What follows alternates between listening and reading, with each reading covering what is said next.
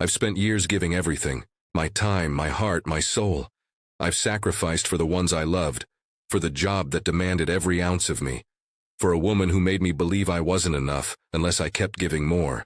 And in return, I've gotten nothing but indifference, sharp words, and a constant reminder that I'm not worth it. You're too much. You're just not what I need. But somewhere deep down, I'm starting to see the truth. I've been invisible, holding everyone up while they walked all over me, and I've had enough. I'm done being the one who always gives, always sacrifices, only to be thrown away. I'm David, and this is my story. Today, I choose myself. I always believed in loyalty. It was a fundamental part of who I was, both as a professional and a person. I'd spent over 15 years at the company, half of my adult life. Day in and day out, I gave everything. Countless late nights, sacrificed weekends, and too many missed family events to count. The company became my second home, and the people I worked with my second family. At first, it felt like we were building something together. I remember when I was hired, the excitement of that first day, the promise of endless potential, the team-oriented mentality that was ingrained in everything we did. Back then, the leadership made it clear that they valued hard work and loyalty above all else. It was a refreshing change, and it felt good to be a part of something bigger. My boss, Michael, was the one who brought me on board. He was sharp, confident, and seemed to know exactly what he wanted. He always said that the secret to success was maintaining a strong team, one that could rely on each other no matter the circumstances. I bought into that. Every single day I showed up ready to give my best.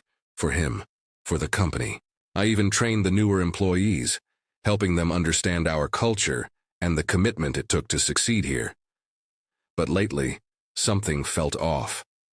It wasn't a single moment, just a series of small changes, little signs that, in hindsight, should have been impossible to ignore. The tone in Michael's emails had shifted. There were more meetings with the senior leadership team, ones I wasn't included in. I wasn't in the loop anymore, not in the way I once had been. There was a disconnect, a feeling that I was being pushed out, or worse, that I had simply outlived my usefulness. Even with all the work I'd put in, I still couldn't shake the feeling of being invisible. When I would offer suggestions, it felt as though they were dismissed, even though they were often based on years of experience. When I had questions, the responses I got seemed short, lacking the warmth and respect that I once felt from Michael and the rest of the team. I told myself I was just overthinking things. I was being paranoid. That's what I kept telling myself, at least. But deep down, I couldn't ignore the nagging sense that I was being pushed aside, like an old book gathering dust on a shelf, no longer needed. Then there was the young guy they brought in, Jason.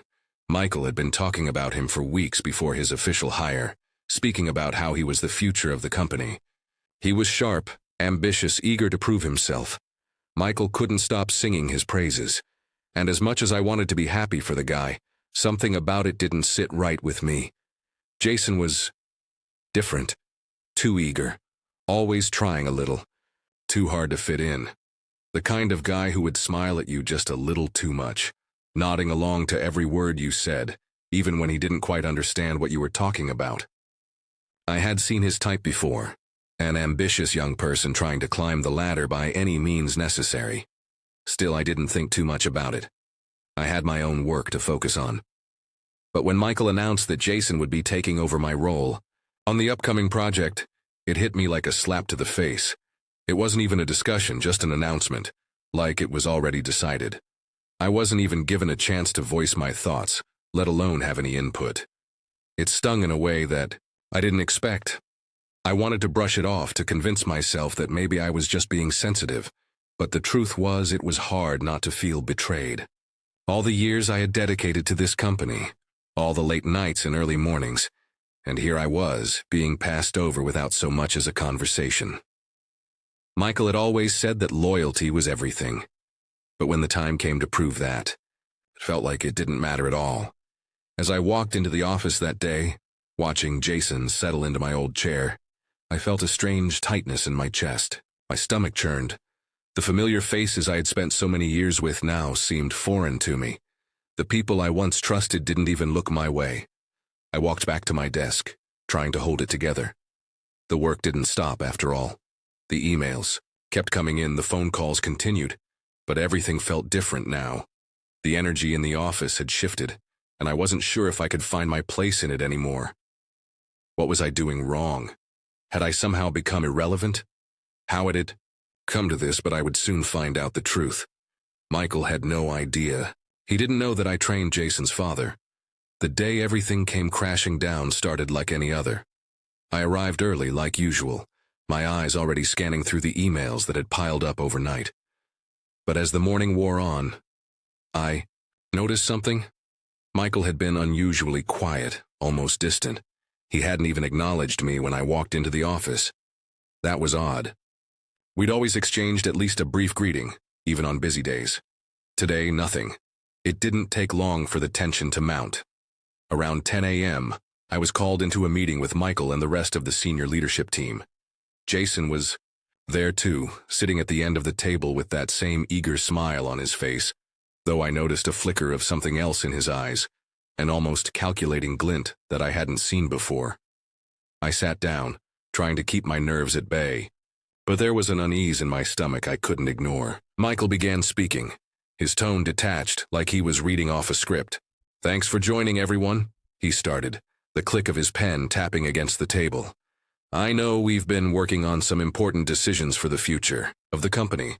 As we continue to shift our strategy, it's become clear that we need fresh energy, new perspectives, and innovative ideas to move forward. And with that, I'd like to make an announcement." I felt my heart skip a beat. Something in the air felt different now. Jason looked over at me, his smile tight but forced, as if he could sense the storm brewing. Michael turned to him. "Jason will be leading the next phase of our project rollout. We've discussed it in detail, and we believe his approach is exactly what we need right now." I froze. The words hit me like a physical blow. Jason, leading the project. My project. I poured my heart and soul into this. I was the one who had been working on this for months, years even. And now Michael was handing it over to someone with no experience, someone who was still trying to find his footing in the industry. I tried to speak, but my throat felt dry. The words stuck somewhere deep within me. I cleared my throat, finally, managing to ask, "Michael, I've been working on this project for over a year. What's going on? Why wasn't I consulted?" Michael didn't even flinch. He glanced at me for a brief moment, then back at Jason. "We need a fresh direction, a new set of ideas," he replied, his voice too calm, too rehearsed. "You've done great work, but we feel it's time for a change. Jason's approach is more in line with where we want to go." I wanted to scream. I wanted to ask him if he even remembered all the sacrifices I'd made, if he remembered the countless times I'd stayed late or came in on weekends to make sure everything was perfect. But all I could do was sit there, a dull ache building in my chest. I felt like I was suffocating. "Are you telling me," I said, struggling to keep my voice steady, "that after everything I've done for this company, after all the years I've given, you're just replacing me without even a conversation?" Michael shifted uncomfortably in his seat, but there was no sign of real remorse in his eyes. He just looked tired, almost like he had already made up his mind, like this was all part of some plan that didn't involve me. "I'm sorry, but yes," he said, his voice more distant now. "We believe it's the best move for the company." The betrayal hit me like a tidal wave. Every moment of dedication, every ounce of loyalty I had given seemed to evaporate in an instant. This wasn't just a professional blow, it was personal. Michael had chosen to throw me away without so much as a second thought. I looked around the table. No one spoke up. No one questioned the decision. Jason just sat there, nodding along, like it was all part of his big moment. I could see the pride in his eyes, the satisfaction that this was his chance to prove himself. But what no one knew, what none of them could ever understand, was that Jason's father, he was the one I had trained. He had been my mentee, my student. I had taught him everything I knew about this company. I had shown him the ropes. And now, his son, Jason, was replacing me. It felt like a cruel twist of fate. I stood up before I could say anything else. The words stuck in my throat, but I couldn't stay there. I couldn't sit and pretend like everything was fine when I felt like my world was collapsing around me. "Michael, I don't know what game you're playing here, But I've given this company everything. Don't expect me to just walk away quietly. The words burned in my mouth, but they were the only thing that felt real anymore. I walked out of the meeting without another word, the weight of the betrayal settling deep in my chest. As I made my way back to my desk, the office seemed to close in on me. I felt the eyes of my co-workers on me, some with pity, others with uncertainty. No one said anything. It was as if they all knew what had just happened but were too afraid to speak up. I sat at my desk, my hands trembling as I tried to focus on the work in front of me, but the documents in front of me blurred into a haze. I couldn't think, couldn't breathe. I had been replaced. But what they didn't know was that this wasn't just about the job. It was about everything I had worked for. And the worst part? Michael didn't even know that the son of the man he was grooming to take my place was someone I had trained from the ground up. It was like watching a ghost come back to haunt me. I couldn't sit still. Not anymore. The numbness that had washed over me in the meeting quickly turned to anger, raw and unrelenting. Every second that passed felt like I was suffocating under the weight of what had just happened. I needed answers. I needed to hear Michael say it to my face. Why he'd done this, why he hadn't even given me the respect of a conversation. I couldn't just let it slide. I couldn't just walk away from all of it, not after everything I had put in. I wasn't sure what I was going to say when I walked into his office, but I knew I had to confront him. I had to make him understand the damage he had caused. The damage he had done to our relationship. I wasn't a number to be shuffled around. I wasn't a cog to be replaced when it was convenient. The walk to Michael's office felt longer than usual. The quiet hum of the office seemed deafening, and every step felt heavier, like my feet were sinking into the floor. The same people who had once greeted me with smiles and casual conversation now looked at me like they didn't know me. I was an outsider in my own world. When I reached his office door, I didn't knock. I didn't wait for permission. I just opened it and stepped inside, my heart pounding in my chest.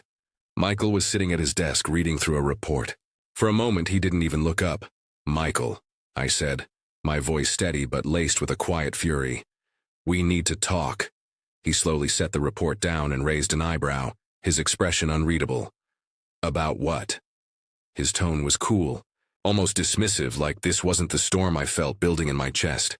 "You know exactly what I'm talking about," I replied, stepping closer to his desk. "Jason, this decision to replace me, without a conversation, without any respect for what I've done for this company, for you." He leaned back in his chair, folding his arms across his chest. There was no apology in his eyes, no remorse, just a professional distance that made me feel even more insignificant. "Look, I know this is hard," he said, his voice almost too calm, like he had rehearsed this 1,000 times.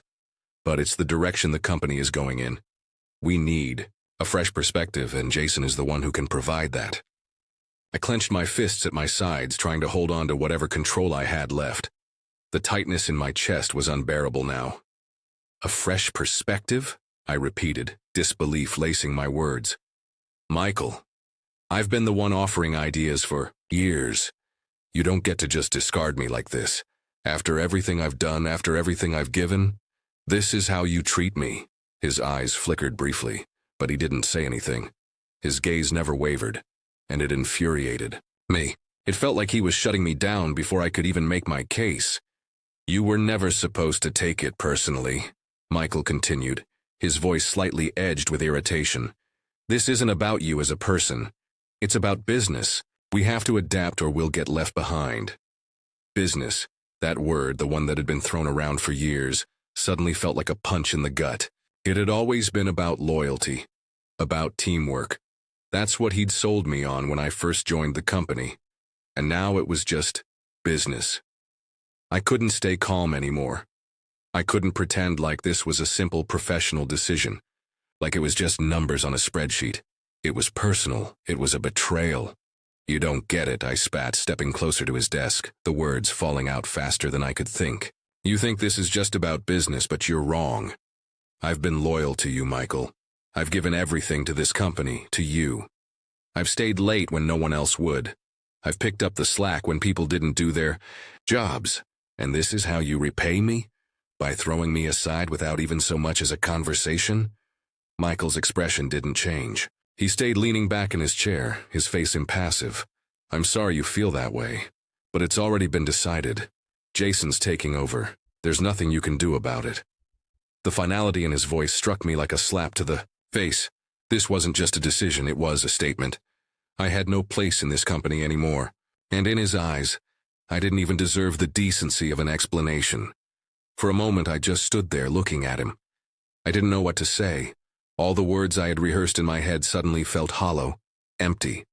The anger I had felt just moments before was quickly being replaced by a sinking, helpless feeling. But I wasn't going to let him see that. I wasn't going to let him break me, not like this. "You don't know who you're dealing with," I said quietly, my voice steady now, though my hands still trembled at my sides. "You don't know how far I'm willing to go to make this right." Michael gave a small, dismissive nod. "If you think you're going to change my mind, you're wasting your time. This is what's best for the company." I could feel the heat rise in my chest, but I took a deep breath, forcing myself to stay composed. "You're wrong," I said, turning on my heel. "And you'll regret this." As I walked out of his office, I could feel his gaze burning into my back. But I didn't care anymore. I had made my point, I had confronted him, and now I would make him regret underestimating me. But more than that, I would make sure he understood one thing. This wasn't just about losing a job. This was about standing up for myself, for my integrity, for everything I had worked so hard to build. And I wasn't going to let him or anyone else take that away from me. The door clicked shut behind me, but the weight of it seemed to linger in the air, suffocating me. My body felt like it was in motion, but my mind was stuck in a loop, replaying every moment of that conversation with Michael. Every word, every look, every betrayal.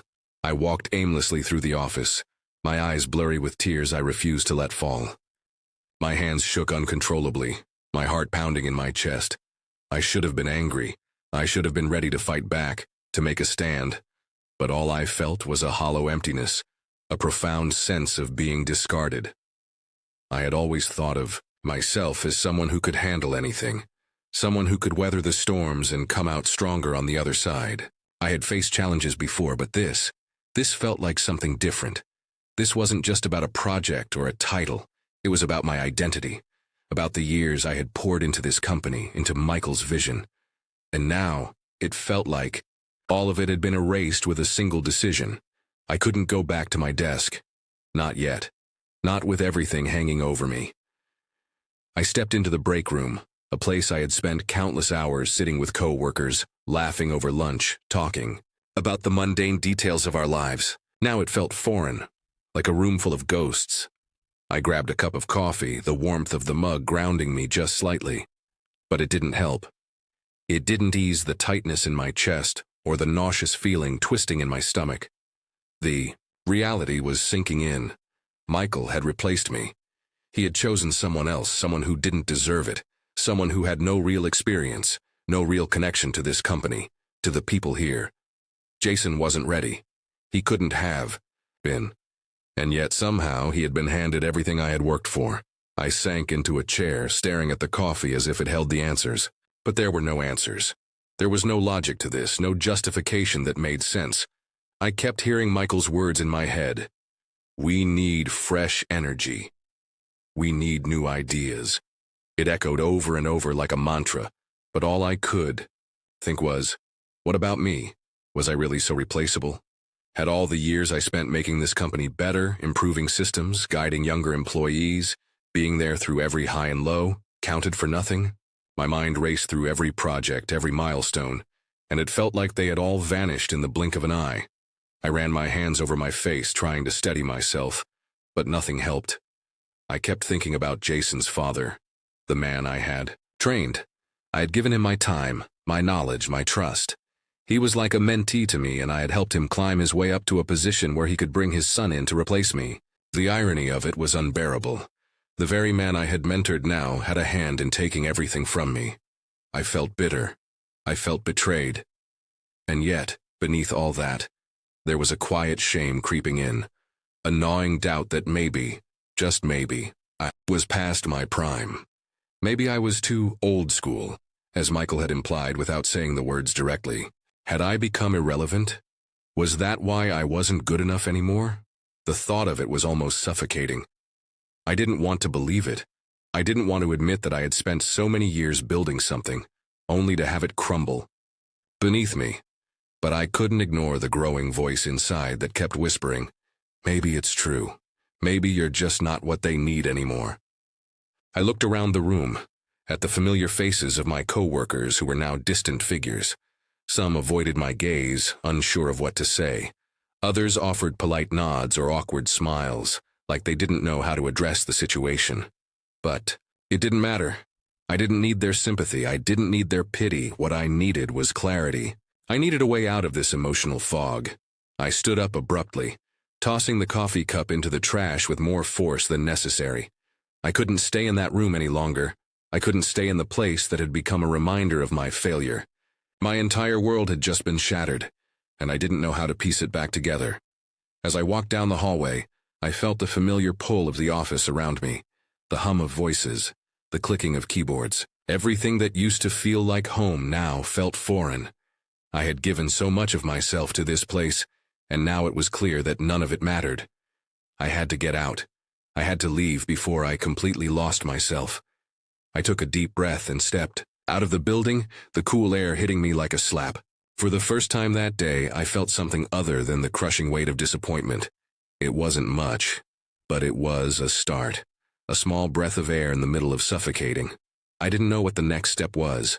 I didn't know what came after this moment of betrayal. But I knew I couldn't stay there, mired in this pain. I had to figure out what my next step was. I had spent so many years building something for others. But maybe it was time to build something for me. Maybe it was time to find my purpose again. I turned away from the building, my heart pounding, my mind racing. The future felt uncertain, but for the first time that day, it didn't scare me as much as it had before. It was a new beginning. I had to trust that somehow I would find my way out of this mess. It was time to reclaim my life, my purpose, my dignity, and I would make sure that Michael, Jason, and everyone who had ever doubted me would know that they hadn't seen the last of me. The next few days were a blur. I avoided the office as much as I could, and when I was there, I kept to myself. My mind wouldn't stop racing, spiraling through every possible scenario, every strategy I could think of to claw my way back. But every time I tried to make sense of it, I ended up stuck in the same thought. Michael had taken everything from me, and now I had to take it back. I could have walked away. I could have let it go and found something new. But that wouldn't have been me. I wasn't the type to just roll over. And while the hurt was still raw, while the pain of betrayal burned in my chest like an open wound, I knew one thing. I wasn't done. Not yet. There was one thing I could control now. My future. I wasn't going to let Michael's arrogance and Jason's opportunism define the rest of my life. I would fight for what I had earned. I would reclaim my place, not in that company, but in a new chapter. The first step was to gather the pieces. I needed to remind myself of everything I had built, everything I was capable of. The projects, the leadership, the relationships I had fostered over the years. I wasn't some obsolete relic. I had experience, skills, a vision that Michael and his team couldn't see because they were too busy chasing the next shiny thing. Started making calls, reaching out to old contacts, former colleagues who had moved on, people I had worked with in the past who had always respected my work. I wasn't sure where it would lead, but I knew I couldn't do this alone. I needed a network, a foundation to rebuild from. It wasn't long before the first opportunity came. A former client of ours, a company that I had helped establish a partnership with years ago, reached out. They were looking for a consultant for a major project, something that would be right up my alley. It was just the break I needed. I spent the next few days drafting proposals, researching market trends, and putting together a plan that would not only help this client but show the world, show Michael, that I was still capable of delivering at the highest level. I had spent too long in the shadows to let someone like him dictate the terms of my success. But this wasn't just about making money or getting ahead. It was about integrity. It was about standing up for the years I had put in, the work I had done, and the reputation I had built. I wasn't going to let someone who didn't even know the first thing about what I had contributed to erase me from the narrative. In the meantime, I kept my head down at the office. I still had my responsibilities, though they seemed smaller now, almost inconsequential compared to what I had lost. But that didn't matter. I wasn't going to quit. Not yet. I wasn't going to make it easy for Michael or Jason to see me as defeated. A few days later, I ran into Jason in the hallway. He didn't say anything at first, just nodded awkwardly as I walked past. I could feel his eyes on me, like he was trying to gauge my reaction, trying to figure out if I had truly accepted my fate. I didn't stop. I didn't turn to acknowledge him. I just kept walking, my back straight, my head high. The truth was, seeing Jason didn't bother me anymore. He was just a pawn in Michael's game. He was the future of the company, apparently. But the future was often full of misguided ambition and reckless decisions. Michael thought he had chosen wisely, but he didn't know what I was capable of. Hadn't yet confronted Jason's father about what had happened. In a way, I was still holding on to that conversation, unsure of how to approach it. What would I even say? Would it make a difference? It wasn't just about revenge. It was about respect. It was about reminding everyone, including Jason's father, that the value I brought to the table couldn't be replaced by a title or a family connection. The real fight wasn't about the job, not anymore. It was about reclaiming the part of me that I had lost in this process, the part that believed in the integrity of my work, the part that believed in loyalty and earned respect. Michael had tried to take that away from me, but he couldn't. As, I sat in my home office drafting yet another proposal, I realized something. The betrayal had lit a fire in me. It had pushed me to rediscover what I was capable of. It had forced me to confront my fears, my doubts, and my own insecurities. But in doing so, it had also reignited a sense of purpose that I hadn't felt in years. I was done being passive. I was done being overlooked. The moment I had walked out of Michael's office, I had made the decision to fight. Not just for a job, but for who I was. And for the first time in days, I felt something that had been missing. Power, control. It was time to take the reins of my life again. I didn't need to prove anything to Michael, or to Jason, or anyone else at that company. But I would prove something to myself, that I could rise from this, that I could build something better, something that was truly mine. There was still work to be done. But the fight had begun, and I was ready. The days blurred together. My focus was on one thing and one thing only, creating a future that was mine. The consulting project for the client had grown more intense, and the more I worked on it, the more I realized just how much I had to offer. The momentum I was building was starting to feel like a distant echo of what I had done before, but it wasn't just about keeping up with the past. It was about proving to myself that I could move forward. I wasn't tied to a company or a title anymore. I was free. But even as I threw myself into the work, the specter of Michael's betrayal haunted me. I still hadn't decided what to do. About him, about Jason's father, or about the injustice of it all. The fight was still fresh, and I wasn't sure what the resolution looked like yet. I didn't want to get caught up in petty revenge or vindication. But I couldn't help feeling like I owed it to myself to confront it head-on, to close the chapter properly before moving forward. One evening, as I was wrapping up another long day of work, the phone rang. I glanced at the caller ID. It was, Jason's father. My stomach tightened.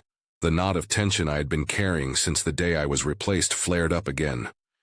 I debated letting it go to voicemail, but something told me that this was a conversation I couldn't avoid any longer. I took a deep breath, picked up the phone, and answered. "Hello? Hey, it's Greg," Jason's father said, his voice friendly but cautious. "I hope I'm not catching you at a bad time." "No, it's fine," I said, my voice flat. "What's up?" There was a pause, and I could almost hear him hesitating, searching for the right words. "I've been hearing some things around the office. About you, about the way things have gone down.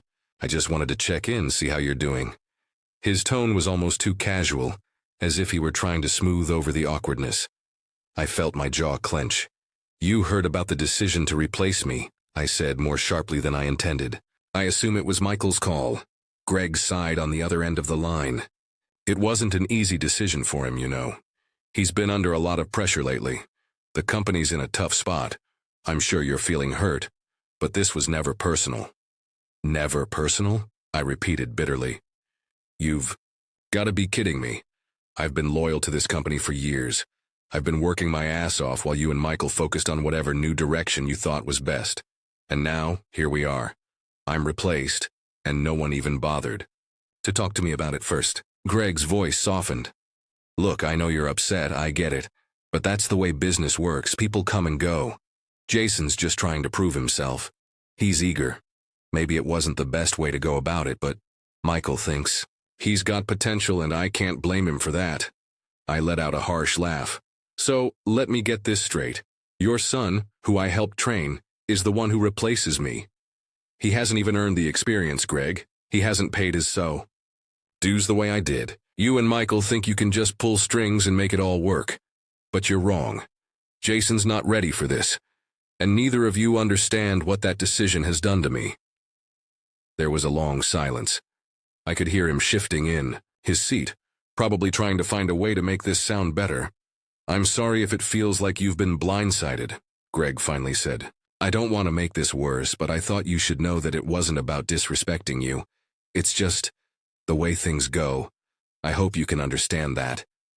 I took a deep breath, letting the air fill my lungs. There was a part of me that wanted to yell, to tell him how much this hurt, how much it made me question everything I had worked for. But I didn't want to give him that power over me anymore. Not now. I understand more than you think, I said quietly. I understand that in this business, loyalty only goes so far. And I understand that when you've given everything to something, it doesn't always give back. But what I'm going to do next? That's on me. I'm done being a cog in someone else's machine. Greg was silent for a moment. What do you mean by that? I mean, I continued, my voice steady, that I'm not sticking around for your new direction. I'm going to build my own. I don't need your company or Michael or anyone else to define what I'm capable of. You've made your decision. Now I'm making mine. For the first time, I heard a hint of regret in Greg's voice. I didn't want it to come to this. No one did, I replied, my voice soft but firm. But it has. And now it's my turn. The conversation ended. After that, no more words needed. I wasn't sure what the future would hold, but I knew one thing for sure. I was done being part of their game. I would no longer allow myself to be overlooked, undervalued, or discarded. I had spent too long in their shadow, hoping that loyalty and hard work would count for something. But it was clear now. I had to define my own path, and so I took the next step. I poured every ounce of energy I had into my consulting business, building something from the ground up, one brick at a time. I didn't need anyone else's approval. The respect I had earned would be earned on my terms, through my actions, not by someone else's decision. In the end, Michael, Jason, and everyone who had doubted me wouldn't matter. What mattered was that I had fought back. I had chosen my future, and now it was time to live it. I wasn't just reclaiming my life. I was taking control of my own story. The first few months after I made the decision to leave it all behind were the hardest and the most exhilarating of my life. Starting something new, really starting over, had always seemed like an abstract concept to me. I had spent so many years at that company, building a career, that the idea of completely starting fresh felt like a distant fantasy. But the truth, it was exactly what I needed. The consulting work I took on didn't come easy, and I wasn't naive enough to think it would. I had to hustle, reach out to potential clients, make connections, network like my career depended on it, because in a way it did. But as time went on, things started to fall into place. The first client I worked with was thrilled with the results, which led to word-of-mouth referrals, and soon the work started to snowball. Slowly but surely, I was carving out my own space in a world that had once seemed so defined by others. I was making my own rules now, and with each project, I could feel a sense of freedom I hadn't had in years. No more sitting in meeting rooms with people who didn't respect me. No more pretending I was just another cog in the machine. This was my business, my vision. I was in control, and for the first time in a long time, it felt right. As my business began to grow, I made a conscious decision to leave the past behind me. I could have gone back to that company and demanded to speak to Michael or Jason's father. I could have confronted them, tried to prove that they had made a mistake, that I was still valuable. But I realized that would have been a wasted effort. They were part of a world I no longer wanted to be a part of. I didn't need their validation anymore. The only validation I needed was from myself. I kept tabs on the company, though, in a detached way. I heard whispers around the office. Word on the street was that Jason, the golden child, wasn't living up to expectations. The new projects were behind schedule, the team morale was low, and the direction Michael had chosen for the company wasn't quite as revolutionary as he had promised. There was even talk that some of the employees I had mentored were considering leaving because they felt the company was losing its integrity, the very thing I had always prided myself on. It was tempting in some ways to say I told you so, to let them know I had been right all along, but I didn't. It didn't matter anymore. I wasn't there to watch their downfall. I was too busy building my own success. It was the only thing that mattered. And then one day I received a call from an unexpected source. Michael, my old boss, the man who had chosen to replace me. I hesitated before answering, the memories of that last conversation still fresh in my mind. "Hello?" I answered, my voice cautious. "Hey, it's Michael," he said, his voice different from the last time we spoke. There was no corporate veneer, no detached professionalism, just a man who sounded almost human. "I know it's been a while, but I wanted to reach out. I've been hearing about your work, and honestly, I think it's time we had a conversation." I felt the blood rush to my ears.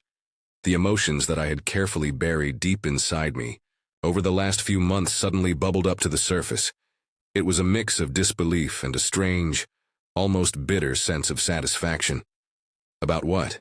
I asked, trying to keep my voice neutral. "I've been thinking a lot about our last conversation," he said, his tone sincere. "About how I handled things with you. And I've realized I was wrong. I shouldn't have replaced you like that. And I certainly shouldn't have dismissed all the years you put into this company. I made a mistake, and I owe you an apology." The words hung in the air, heavy and unexpected. I hadn't prepared for this. In my mind, I had imagined 100 different confrontations with him, but this wasn't what I had imagined at all. It was too late for apologies, but at the same time, hearing him admit his mistake was oddly satisfying. It wasn't about forgiveness. It was about acknowledging the truth, something I had been seeking for so long. "I appreciate the apology, Michael," I said, keeping my voice steady. "But the truth is, it doesn't really matter anymore. I've moved on. I'm doing something I love, something that gives me purpose again. And it's not tied to the company or your decisions." There was a long pause on the other end. I could hear the shift in his breathing, the uncomfortable realization that things were different now. "I understand," he said quietly. "I just wanted you to know that I see what you've built. I see the success you're having, and I admire it." It was strange hearing him say those words, but it didn't stir any desire for revenge or closure. I had already closed that chapter. "I appreciate that," I replied, my voice calm and collected. "But I'm doing this for me. I don't need your validation. I've already validated myself." The call ended shortly after that. No drama. No grand confrontation. It felt like the end of a long, drawn-out chapter, one where I had been the victim, but where I had also found my strength. Michael had apologized, but I didn't need his apology anymore. I had long since forgiven myself, and that was the final piece. The moment I realized that my journey wasn't about them. It had never been about them. It had always been about reclaiming my power, taking back what I had lost. I had started over, and I had done it without them. The business continued to grow, and I began to carve out a reputation for myself, one that was based on integrity, on the same principles I had always believed in. But this time, it was on my terms. No more compromises. No more loyalty for the sake of loyalty. It wasn't just about the work. It was about proving to myself that I could rise from the ashes, stronger than before. That betrayal, the hurt, the anger, I had turned it all into fuel for my own success. And now, as I stood on my own, looking at the future ahead of me, I realized that this was exactly where I was meant to be. The past was gone. The future was mine. and it was brighter than I had ever imagined.